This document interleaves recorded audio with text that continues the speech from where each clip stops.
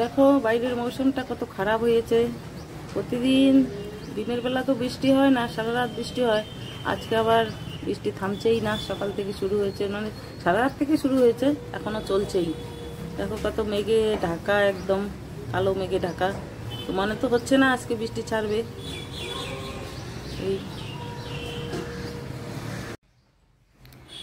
এই তো চলে আসলাম চা করতে রান্নাঘরে। এখন আমার জন্য করব লাল চা, আর ওর বাবুর জন্য করব দুধ চা। চা না খেলে তো সকাল থেকে তো শুরু হয় না কাজ, সকালে আগে চাই খেতে হয়। আগে কিন্তু আমার এই অভ্যেসটা ছিল না, চা খাওয়া খেতামই না চা।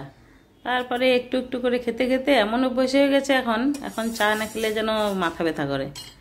যদি একটু সময় মানে চায়ের সময়টা পার হয়ে যায়, ব্যাস মাথা ব্যথা শুরু হয়ে যায়। তো খেতেই হয়, সকালে আগে চাটাই খেতে হয়, তারপরে কাজকর্ম শুরু হয়। তো এই যে আমার জন্য লাল চা করে নিব। আমি আবার দুধ চা খেতে পারি না, কেন কি দুধ চা খেলে গ্যাস হয়।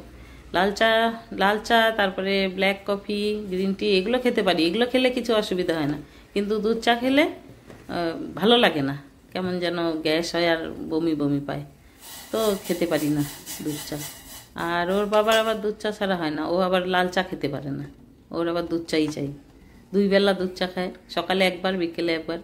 আমিও 2 বেলাই চা খাই, সকালে একবার ব্ল্যাক টি খাই, আর বিকেলে একবার গ্রিন টি হোক ব্ল্যাক কফি হোক এগুলো খাই। মানে 2 বেলা লাগে আর কি, বাকি যে মাঝখানে আর লাগে না। ওই সকালে বিকেলে 2 বেলা হলেই হয়ে গেল 2 কাপ।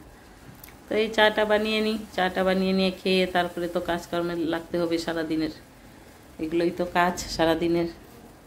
আর এখন একটু ঘরের কাজেই বেশি। মেয়ের তো স্কুল এখন নেই, এখন তো হয়ে গেছে, ওর 12 পাস হয়ে গেছে, এখন তো স্কুল আর যায় না। আগে যখন স্কুলে যেত তখন আরেকটু আমার সময়টা কম পড়তো কাজে, যে চা খেয়েই ব্রেকফাস্ট বানিয়েই ওকে দিতে যেতে হতো। গাড়ির ওখানে, রাস্তার ওখানে গাড়ি আসতো, ওখানে দিতে যেতে হতো। তো তারপরে এই যে চাটা, আমার চা তো হয়ে গেল, এখানেই আবার করে নেব ওর জন্য দুধ চা। তো চা দিয়েই শুরু হয় সকালটা। Hello everyone, good morning. কেমন আছো তোমরা সবাই? আশা করি ভালো আছো, সুস্থ আছো, আমরাও ভালো আছি। আর এই যে সকাল থেকে ব্লগটা শুরু করলাম, সারাদিন দেখতে থাকো, পাশে থেকো। আশা করি সবাইকে ভালো লাগবে ব্লগটা। আর তোমাদের ওখানে বৃষ্টি হচ্ছে কিনা বলবে। আমাদের এখানে তো প্রচুর প্রচুর প্রচুর বৃষ্টি হচ্ছে, দিন রাত এখনো হয়ে যাচ্ছে, থামার কোনো নাম নেই। কালো গুটগুটি হয়েছে আকাশে। আর এখন এই যে চা নিয়ে বসেছি, একটু চা আর বিস্কিট, এটা খেয়ে নিই, তারপরে কাজ শুরু সারাদিনের। কাজের তো শেষ নেই, চলবেই এই আর কি। কিন্তু আমরা তো দেখো ঘরের ভিতরে আছি, যারা বাইরে কাজ করে তাদের কত অসুবিধা। এই বৃষ্টির মধ্যে দিন রাত বৃষ্টি হচ্ছে।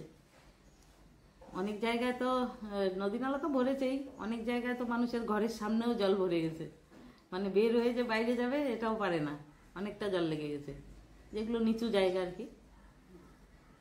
এই তো চাটা খেয়ে নি, দেখা হচ্ছে পরে।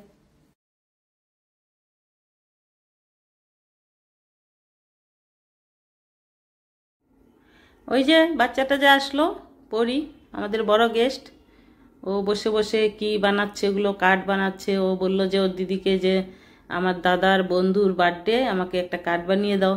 তো আমার মেয়ে বললো যে আমি কেন বানাবো, তোর দাদার বন্ধুর বার্থডে তুই নিজে বানা।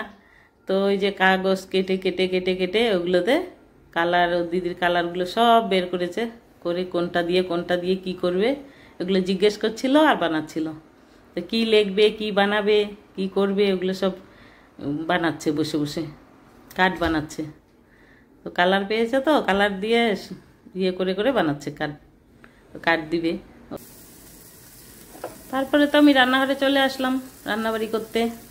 তো সেদিন নিরামিষ ছিল, ওই জন্য কাঁকরোল ঝাল করবার জন্য কাঁকরোলগুলো এরকম চাকা চাকা করে কেটেছি, কেটে সর্ষে পোস্ত দিয়ে ঝাল করব। তো কাঁকরোলগুলো আগে ভেজে নিলাম, ভেজে নিয়ে তারপরে ঝাল করব, নিরামিষ তরকারি। কাঁকরোলগুলো ভাজা হয়ে গেছে, তুলে নিব এখন। তো তোমরা খাও কাঁকরোল কি করে বলো তো, কি করে আর খাওয়া যায়? আমি তো শুধু ভাজা করি, ঝাল করি, এরকম করেই খাই, সেদ্ধ খাই। তো কাঁকরোল তো ভালোই লাগে খেতে, অনেকে আবার খেতে চায় না, আমাদের বাড়িতে আবার বাচ্চারা অত পছন্দ করে না খেতে। তো এরকম করে রান্না করলে যদি দেখি খায় কি না, ভাজাটা খায়, ভাজা করলে আলু দিয়ে ভাজা করলে খায়। তো দেখো ওখানে আমি কালো জিরা আর হলো শুকনো লঙ্কা ফোড়ন দিলাম, দিয়ে একটু অর্ধেকটা টমেটো, বেশি টমেটো দিইনি, অর্ধেকটা টমেটো পেস্ট করে দিয়েছি, দিয়ে ভেজে ভেজে তারপরে ওই সরিষা আর পোস্ত যে পেস্ট করে রেখেছিলাম ওটা দিব, দিয়ে কাঁকরোলটা ঝাল করব। একটুখানি হলুদ দিলাম, তো ভেজে নিই ততক্ষণে, কেননা কাঁচা গন্ধ টমেটোর নাহলে ভালো লাগবে না। তো ভেজে যে পোস্ত আর সরিষা পেস্ট করে রেখেছিলাম, বেটে রেখেছিলাম মিক্সিতে, ওটা দিলাম, দিয়ে একটু কষে তারপরে কাঁকরোলটা ভেজে রেখেছি ওটা দিয়ে দিব। একটু শুকনো শুকনো হয়, খেতে তো ভালোই লাগে এরকম করে।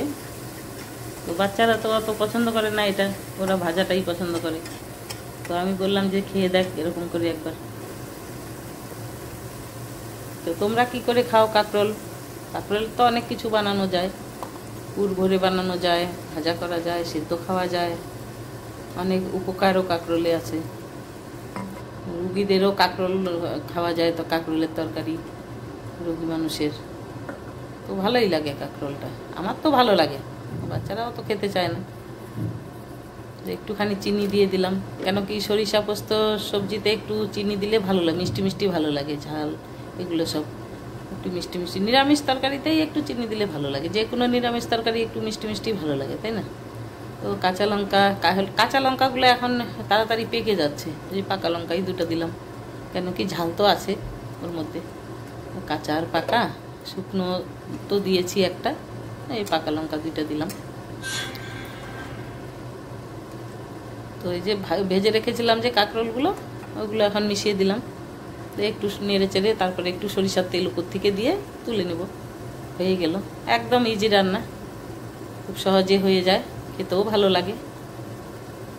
তো আজকে কি কি রান্না করলাম একবার দেখে নাও। এই যে এখানে তো ভাত রয়েছে, এখানে রয়েছে মুগ ডাল, চাল কুমড়ো দিয়ে মুগ ডাল করেছি, আর এখানে আলু পটল পনির দিয়ে করেছি, আর এখানে করেছি কাঁকরোলের ঝাল। এই হলো রান্না আজকের। হাই, আমি এখন বম্মার বাড়িতে আছি, এখন আমি বম্মার সাথে স্টিকার আনতে যাব শিব মন্দির বাজারে। বাই। এই যে আমরা এখন একটু বাজারে যাব, শিব মন্দির বাজারে, মেয়ে যাবে, তারপরে এই যে গেস্ট আসছে পরি, ও যাবে, আমি যাব, টুকিটাকি কিছু কেনাকাটি করে আসি, ঘুরে আসি। এখন বৃষ্টি নেই, সকাল থেকে তো বৃষ্টি ছিল অনেক, এখন থেমেছে, তো গিয়ে ঘুরে আসি ওকে নিয়ে একটু। তো দেখা হচ্ছে পরে তোমাদের সঙ্গে। তো পরি তো আইসক্রিম খাচ্ছে, তো ব্লগটা এখানেই রাখছি আজকের জন্য, বাই।